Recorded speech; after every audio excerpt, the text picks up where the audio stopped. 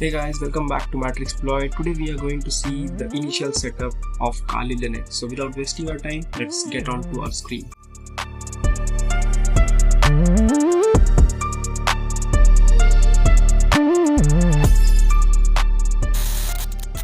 First, let me turn on the VMware. So the very first basic step you have to do after installing the Linux version, any Linux version, so that thing is you have to update. So I'll quickly open up a terminal. Here is your terminal. So we are back on our terminal. To update the Kali, we have to execute command like sudo apt update and then -y, enter. I have to give the password and then it is installed. The very first basic thing we have to do is updating our Kali Linux. We'll wait for some time. Before executing, you have to take care that in your VMware setting, you have to check your network interface. In your network adapter, you have to select NAT so that your VMware should be connected to the internet. Now, so here you are going to see this option. Here it is showing wired connection. Now we are good to go. Again, I'll execute the same command. It will be sudo apt update -y. -y is specifically for giving it a pre-configured command that yes, you can install. Without -y, it is going to prompt me that it will going to ask me whether you want to install it or not. Let's wait for it. Okay, so it has been installed. Now we are going to install Git. So Git is basically you need to clone the repos from the GitHub. To install it, we have to execute sudo apt install git and then enter. You can add -y at the end also, so it will not going to prompt you. As Git is already installed, we are going to see a basic usage of GitHub. We'll quickly get on to Firefox. So here is our Firefox. We'll search for any GitHub repo. Let's say zfisher GitHub and enter. As soon as you hit enter, you are going to see the repo link for that repo. You have to click on it. Now here you have to click on zfisher GitHub topics. You will get the link. Okay, then click on this first link, zfisher by htop. After getting onto the screen, you have to click on code and then you simply have to copy this and get onto our window again. Here you have to type. I'll just navigate to desktop. Here at the left hand side, you're going to see here a directory will be created. I'll be just putting up git clone and then just pasting the link. And now I'm going to hit enter. Here the repo has been created. Now I can simply navigate to zfisher and all the content, whatever stuff was present on this repo. In this repo, you're going to see Dockerfile, scripts. If I open this directory, here is the scripts, Dockerfile, license, make, dvsh, everything you're going to see over here. Now I'll just close it. So this was the Git. Git is specifically used for cloning purpose, and yes, there are so many stuff you can learn about GitHub. So I'll suggest you to search on this GitHub and go take that knowledge of GitHub. It will be useful for you. So moving on to the next part, creating a low level user. So how you can create? You just have to type add user low level. I'll just add the low level user. I'll just add a sudo in front of it and enter. Entering the password, new password for that new user. It should be 1234. Full name I'll give low level. Enter. Room number I'll keep it blank. Work phone keep it blank. Homework as it is and enter. So this user has been added. Now what we are going to see, I'll just cat a file which is going to show me the group of sudo user. I just want to see the sudo group /etc/group and enter. So here if I search for sudo, here is sudo. So Matrixploit, this current user is the member of that sudo group, but the new user is not a member of sudo. So if I get onto that user, su, that is switch user, and then I type low level, enter, the password is 1234. Now who am I? I'm just going to check low level. This is the low level user. If I try to execute command with sudo and add user, enter, it will going to ask me for password. Low level is not in the sudoverse file. So that's why we have to add this user, this low level, this new user into the sudo group. So how we can add? I'll just exit from this. Ctrl+D is the shortcut, and I'll just add that user. So user mod sudo user mod, and then I have to add -a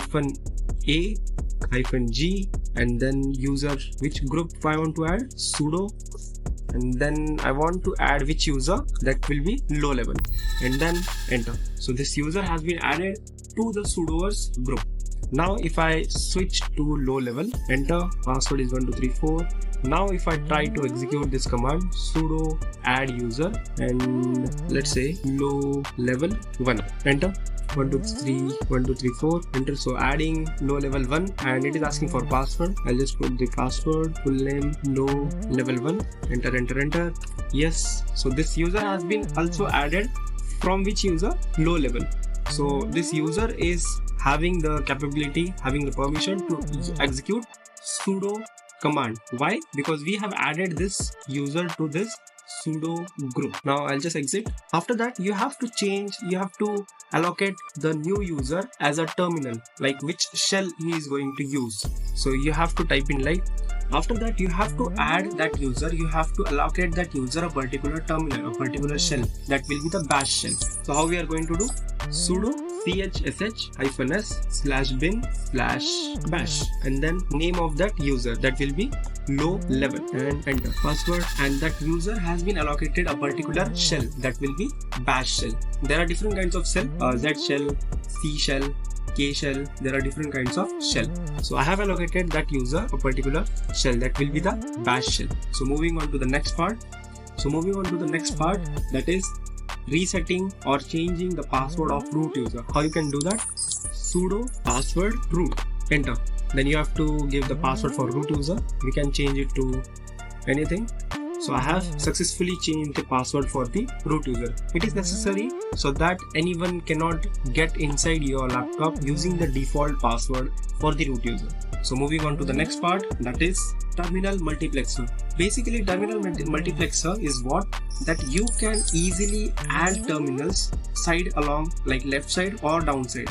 Like you have to install, that is Tilix. You just have to type Tilix and then enter. So if that Tilix is not installed in your laptop, in your terminal, in your OS, so you can install it by simply executing that command in Kali Linux, and you will be prompting, do you want to install it? So you have to press Y and enter. So it will install it, and again you have to give permission as Y.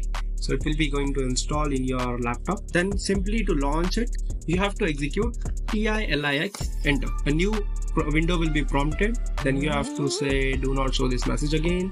And yes, now we are having a different interface for this terminal. I'll just make it a big. Now you can add a windows at right side and at down side by simply clicking on this thing, and you can do it like this. If I click on this, I can do it like this. So I'll be able to work in any terminal.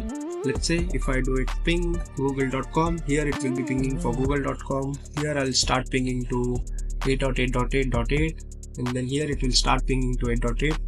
I'll start IP address. I can see IP address over here, and here I can do it like ping insta.com, and yes, so here it is pinging, here it is doing another work, here I can do another work, here I am listing the IP address, and here I can do another work. Again, if I want to split this terminal, I can do it with this. So here it is another work going on, and here I can start my new work. So like this, you can use Tilix. It is quite easy, and you can add one more window, like this window is for this purpose, and you can add it like one more, and here you can start echo. This is the new window. So this is a new window, and here from here you can select in which window you want to get onto. So it is quite interesting. You can learn this thing as well. Okay, moving on to the next thing, that is desktop configuration. Desktop configuration means here you are seeing this icons. So you can add your custom icons to this. How you can add? You just have to search for anything like Firefox, and let's say you want to add this Firefox to this menu. So you just have to do add to panel. So here you can see the Firefox icon has been added, and you can launch it directly from this panel. Again, you can modify this. You just have to click on desktop setting, and in desktop setting you will be going to see different kinds of settings, like changing the wallpaper, whatever wallpaper I want to set. I will set this wallpaper as this new one, I can change it to menus. In menus icons, I can change like show hidden files on desktop, single click to activate items, so that if I click on any item, it will be directly opened, no need to double click. Again, it depends on individual choice. I don't want this thing to activate. You can do it by your own choice. I'll just close it. Now moving on to the next part, that is htop. Basic thing which is installed in your Kali Linux install, that is top command is used to check which processes are running in your laptop and how much load your laptop is having, your machine is having. Htop is quite advanced version of top command only. I'll just install it. Why? After installation, you just have to execute htop and then enter. This interface is quite interesting. You can get all the information graphically, like memory usage, it is showing with the bars in it, and how much process is running, what are the users, there are uptime, task and everything you are getting graphically. So it is quite more descriptive than the top command. Now again, moving to the next part, that will be permanent alias. How you can set the alias? You have to set your custom alias. If you want to create your custom command, you can simply set an alias for that. So how you can do that? You just have to navigate the TTL symbol /dot and then /rc and then enter. Here you have to search for alias part. So here it is, some more alias. I can create here hashtag custom aliases, and then here I can set alias and let's say Matrixploit. I can give it like mkdir Matrixploit, and every time when I hit Matrixploit, it will going to create this Matrixploit directory in the place where I am standing. I'll just make the correction, mkdir control X Y enter. It has been saved. I'll just open a new terminal. Let's check whether it's working or not. I'll make it big. I'll move to desktop. Inside desktop, I'll move to Matrixploit. Let's check what is there inside this Matrixploit. There are two directories. Here I'll navigate to desktop first, cd and then desktop, enter. From here I'll navigate to Matrixploit, and then here I'm going to execute the command Matrixploit. Now here you are going to see the directory will be created of Matrixploit name. So which command it is executing? That is mkdir Matrixploit. Instead of writing the mkdir Matrixploit whole command, I am using a shortcut that is called as aliases, and you can set permanent alias by making an entry into /rc file. So moving on to the next part, that is resetting your SSH keys. So how you can reset, because the default keys, using the default keys, some attacker may enter in your Linux system without knowing you. So we have to change them as well for security purpose. So we can do it with SSH-keygen and then enter. Then you have to press enter, and then the default keys will be overwritten with the new keys. So that's it for today's video. Today we have covered the initial configuration of the Linux system. So these steps you can follow for configuring the initial configuration of your Linux system. So that's it for today's. Meet you in the next video. Bye bye.